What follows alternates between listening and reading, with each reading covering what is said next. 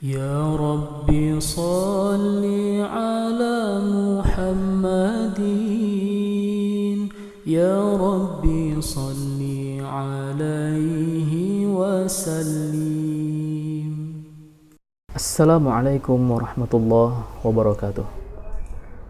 Alhamdulillahi rabbil alamin. Allahumma salli wa sallim wa barik ala sayyidina Muhammad wa ala ali sayyidina Muhammad. Puji dan syukur kita panjatkan kehadirat Allah sehingga dalam kesempatan kali ini kita kembali dapat bertatap maya untuk membahas satu topik permasalahan dengan judul meraih kedamaian dengan mujahadah an-nafs, husnuzan dan ukhuwah. Secara sederhana, mujahadah an-nafs dapat kita artikan dengan kontrol diri. Dari kata jahada, yujahidu, mujahadatan. Kesungguhan, bersungguh-sungguh, melakukan upaya untuk menjaga dan memelihara diri agar tidak melakukan perbuatan-perbuatan yang tidak terpuji. Kemudian, husnuzan secara sederhana dapat kita artikan dengan berprasangka baik, atau sering kita gunakan istilah positive thinking. Dan ukhuwah ini mengandung makna persaudaraan, menjaga hubungan persaudaraan atau memelihara tali persaudaraan. Berkaitan dengan husnuzan, marilah kita simak firman Allah di dalam Al-Quran surah Al-Hujurat ayat 12. A'udzu billahi minasy syaithanir rajim. Bismillahirrahmanirrahim. Ya ayyuhalladzina amanu ijtanibu katsiran minadh dhanni inna ba'dadh dhanni ithmun wa la tajassasu wa la yaghtab ba'dukum ba'dha أيحب أحدكم أن يأكل لحم أخيه ميتا فكرهتموه واتقوا الله إن الله تواب رحيم. Yang artinya, wahai orang-orang yang beriman, jauhilah banyak dari berprasangka. Sesungguhnya sebagian prasangka itu adalah perbuatan dosa. Dan janganlah kamu mencari-cari kesalahan orang lain. Dan janganlah ada di antara kamu yang menggunjing sebagian yang lain. Apakah ada di antara kamu yang suka memakan daging saudaranya yang sudah mati? Tentu kamu merasa jijik. Dan bertakwalah kepada Allah. Sungguh Allah Maha menerima taubat lagi Maha penyayang. Dari ayat ini terdapat 3 larangan yang harus kita hindari. Yang pertama, larangan su'udzon.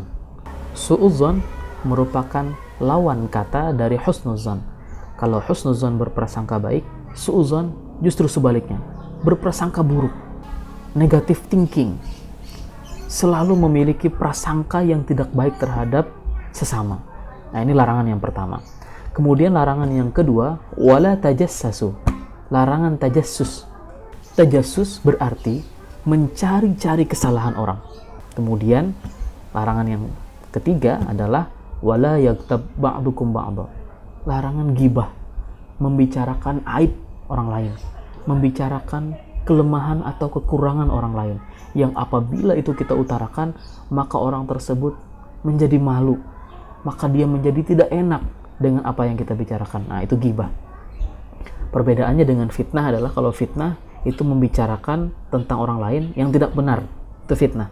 Tapi kalau gibah, membicarakan kejelekan orang lain yang memang kejelekan itu ada pada dirinya. Kemudian terkait dengan berprasangka buruk, marilah kita simak hadis dari baginda Rasulullah sallallahu alaihi wasallam. Anil a'raji qala Abu Hurairah ya'thuru 'anil Nabi sallallahu alaihi wasallam qala iyyakum wadh-dhanna fa inna adh-dhanna akdhabul hadits wa la tajassasu wa la tabaghadu wa kunu ikhwana. Rawahul Bukhari. Yang artinya, dari Al-A'raj ia berkata, Abu Hurairah berkata, satu warisan dari Nabi SAW, beliau bersabda, Jauhilah oleh kalian berprasangka, sebab prasangka itu adalah ungkapan yang paling dusta. Dan janganlah kalian mencari-cari aib orang lain. Janganlah pula saling menebar kebencian. Dan jadilah kalian orang-orang yang bersaudara. Hadis riwayat Bukhari. Jadi hadis ini menjelaskan kepada kita agar kita betul-betul membina dan menjaga hati kita agar tidak membiarkan suudzon merajalela di dalam diri kita. Kemudian pada hadis berikutnya ini menjelaskan tentang larangan ghibah. An Abi Hurairah anna Rasulullah sallallahu alaihi wasallam qala atadruna mal ghibah qalu Allahu wa rasuluhu a'lam qala dzikruka akhaka bima yakrah faqila afara'aita in kana fi akhi ma aqul qala in kana fihi ma taqul faqad iktabtah fa in lam yakun fihi ma taqul faqad bahattah. Rawahu Muslim. Yang artinya dari Abu Hurairah radhiyallahu an bahwasanya Rasulullah sallallahu alaihi wasallam bersabda, tahukah kalian apakah ghibah itu? Sahabat menjawab, Allah dan Rasulnya yang lebih mengetahui. Nabi sallallahu alaihi wasallam berkata, yaitu engkau menyebutkan sesuatu yang tidak disukai oleh saudaramu. Nabi sallallahu alaihi wasallam ditanya, bagaimanakah pendapat Anda ya Rasulullah jika itu memang benar ada padanya? Nabi sallallahu alaihi wasallam menjawab, kalau memang sebenarnya begitu berarti engkau telah menggibahnya. Tetapi jika apa yang kau sebutkan tidak benar, maka berarti engkau telah berdusta atasnya. Mudah-mudahan kita terhindar dari perilaku ghibah maupun fitnah. Selanjutnya, kepada siapa kita harus berpositif thinking? Yang pertama, yaitu kepada Allah Subhanahu wa Ta'ala. Berprasangka baik kepada Allah. Ini penting. Dalam hal apa saja? Yang pertama, dalam menjalankan takwa kepada Allah. Takwa itu imtithalul awamir wajtinabun nawahi, melaksanakan perintah Allah dan menjauhi larangan-larangannya. Mengapa seorang muslim wajib berprasangka baik kepada Allah? Karena ada keterbatasan pada manusia. Manusia hanya mengetahui segala sesuatu yang tersurat dari yang nampak secara realita. Sementara yang tersirat dari rahasia-rahasia Allah, manusia tidak memiliki pengetahuannya. Untuk itu, manusia harus terus berprasangka baik kepada Allah. Karena boleh jadi hasil pilihan yang diperoleh dari hasil analisa pikirannya dianggap baik, justru sesungguhnya berakibat buruk, atau sebaliknya, yang dianggap buruk sesungguhnya merupakan hal yang baik baginya. Kemudian husnuzan yang kedua adalah husnuzan dalam meminta kepada Allah. Berprasangka baik pada saat kita berdoa, memohon kepada Allah. Berdoa merupakan permohonan atas segala yang diinginkan seseorang. Seorang muslim yang memahami husnuzan pada Allah dalam berdoa akan yakin bahwa doanya akan dikabulkan oleh Allah Subhanahu wa Ta'ala. Namun bila belum dikabulkan, maka ia akan berpikir inilah yang terbaik dan ia akan menerimanya dengan penuh keikhlasan. Dalam Al-Quran disebutkan, Udu'uni astajib lakum, mintalah kepadaku, niscaya aku kabulkan. Hanya terkadang kita yang tidak sabar ketika berdoa kepada Allah, kita pengennya selalu cepat-cepat, minta sekali langsung dikabulkan, minta sehari langsung dikabulkan. Itulah kelemahan kita, sering tidak sabar kepada Allah, sering tidak sabar dalam meminta, berdoa kepada Allah. Kemudian yang ketiga adalah husnuzan kepada Allah dalam berikhtiar dan bertawakal. Ikhtiar merupakan usaha yang dilakukan oleh seseorang untuk mendapatkan hal yang dicita-citakan. Dalam berikhtiar, sikap husnuzan kepada Allah harus dikembangkan, karena tidak semua ikhtiar yang dilakukan sesuai dengan yang diharapkan. Oleh karena itu, dalam berusaha, dalam berikhtiar, harus selalu digandengkan dengan sikap tawakal, yaitu menyerahkan hasil ikhtiarnya hanya kepada Allah Subhanahu wa Ta'ala semata. Sehingga ketika ikhtiarnya berhasil, maka ia akan bersyukur, dan ketika gagal, ia akan bersabar. Kemudian kepada siapa lagi kita harus berhusnuzan? Yang kedua adalah kepada sesama kita, kepada orang-orang yang ada di lingkungan kita, kepada orang-orang yang ada di sekeliling kita, kawan-kawan kita, kerabat-kerabat kita, keluarga kita, ayah dan ibu, saudari-saudara, sanak saudara kita, dan semuanya orang-orang yang ada di lingkungan kita, kita juga harus menjaga husnuzan. Ada hadis dari baginda Rasulullah sallallahu alaihi wasallam an Abi Hurairah radhiyallahu anhu qala Rasulullah sallallahu alaihi wasallam al muslimu man salima al muslimuna min lisanihi wa yadihi, rawahu Tirmidzi. Dari Abu Hurairah radhiyallahu anhu, dia berkata, Rasulullah sallallahu alaihi wasallam bersabda, seorang muslim yang sejati adalah orang yang dengan muslim lainnya selamat dari bahaya lisan dan tangannya. Hadis tersebut menjelaskan seorang muslim harus menjaga lisannya. Ucapan kepada orang lain, terutama sesama muslim, harus lemah lembut dan tidak mengandung kebohongan guna menghindari buruk sangka. Kemudian kepada siapakah lagi kita harus berhusnuzan? Yang ketiga adalah kepada diri sendiri. Seseorang yang berprasangka baik kepada dirinya sendiri, dia akan menyadari bahwa setiap manusia memiliki kelebihan dan kekurangan. Oleh karena itu seharusnya manusia senantiasa mensyukuri apapun yang sudah diberikan oleh Allah Subhanahu wa taala dan tidak perlu merasa rendah diri di hadapan orang lain. Boleh jadi kekurangan yang dimiliki oleh seseorang itu justru itulah kelebihan yang dimilikinya.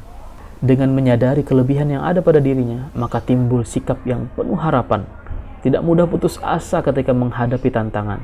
Dengan menyadari kekurangan pada dirinya, maka berusaha untuk memperbaikinya dan menjadikannya sebagai sebuah kekuatan. Mudah-mudahan kita senantiasa dapat menjaga untuk terus berhusnuzon, berprasangka baik kepada Allah, kepada sesama, dan kepada diri sendiri. Kemudian selanjutnya, marilah kita simak Al-Quran Surah Al-Hujurat ayat 10 yang menjelaskan tentang pentingnya menjaga dan memelihara persaudaraan. Innamal mu'minuna ikhwatun fa aslihu baina akhawaykum wattaqullaha la'allakum turhamun. Yang artinya, sesungguhnya orang-orang mukmin itu bersaudara. Karena itu, damaikanlah di antara kedua saudaramu yang berselisih dan bertakwalah kepada Allah agar kamu mendapat rahmat. Ayat ini mengandung makna dan penjelasan bahwa sesama mukmin adalah bersaudara. Inti dari persaudaraan, ukhuwah, adalah adanya persamaan. Semakin banyak persamaan di antara sesama, maka akan semakin kokoh jalinan persaudaraan di antara sesama manusia. Ada hadis dari Nabi SAW tentang pentingnya menjaga ukhuwah, menjaga persaudaraan ini. An Abi Musa an Nabi SAW qala, innal mu'mina lil mu'min kal bunyan yashuddu ba'duhu ba'dan wa shabbaka asabi'ah, rawahul Bukhari. Yang artinya, dari Abu Musa meriwayatkan dari Nabi SAW bahwa beliau bersabda, kaum mukmin adalah bersaudara satu sama lain, ibarat bagian-bagian dari suatu bangunan, satu bagian memperkuat bagian lainnya. Dan beliau menyelipkan jari-jari di satu tangan dengan tangan yang lainnya agar kedua tangannya tergabung. Ukhuwah yang kuat tentu akan menjadikan kehidupan yang harmonis, diliputi rasa saling mencintai, saling menjaga perdamaian dan persatuan, saling menghormati, saling menjaga perasaan, bahwasanya persaudaraan akan menciptakan kedamaian di tengah-tengah masyarakat kita. Dalam menjaga ukhuwah, menjaga nilai-nilai persaudaraan, sebenarnya kita memiliki garis-garis yang kuat bagi kita untuk semakin memperkokoh persaudaraan. Tidak hanya dengan kita sesama muslim, dengan non-muslim, bahkan dengan orang sedunia. Baiklah, yang pertama, ini modal utama kita dalam mengikat persaudaraan itu adalah kita terikat dengan ukhuwah Islamiyah. Kita terikat dengan persaudaraan satu keyakinan. Nah, lantas bagaimana dengan orang yang berada di luar Islam? Modal yang kedua, ikatan yang kedua adalah ukhuwah wataniyah.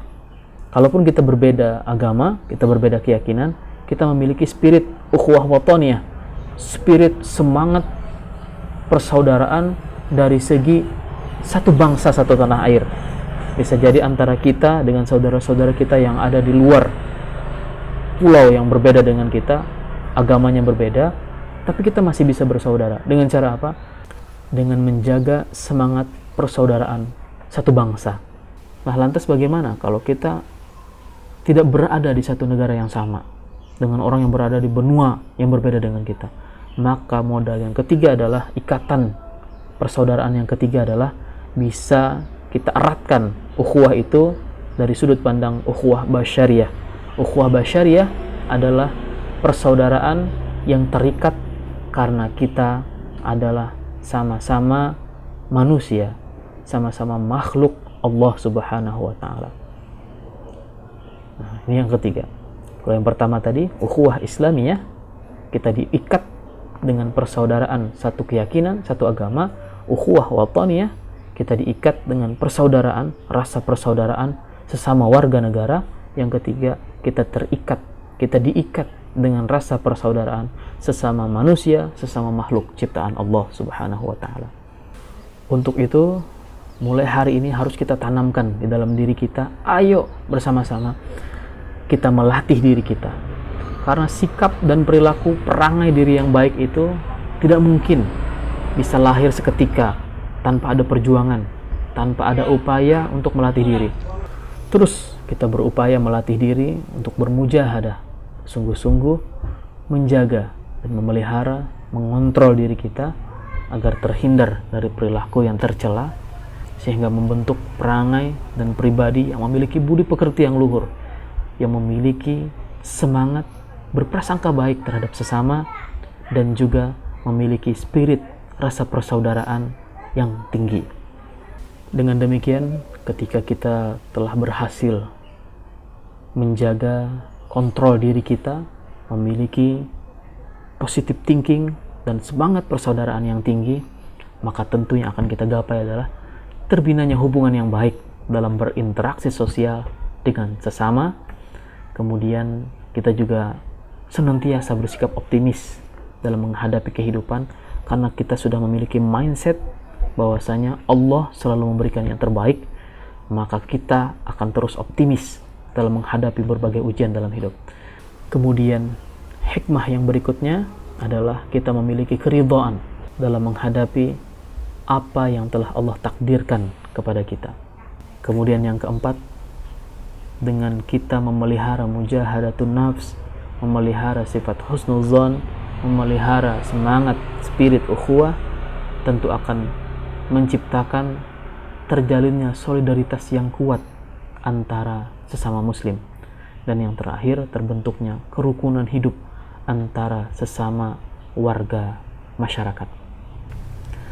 Dengan demikian, mudah-mudahan hal yang sedikit ini ada nilai manfaat yang bisa kita ambil.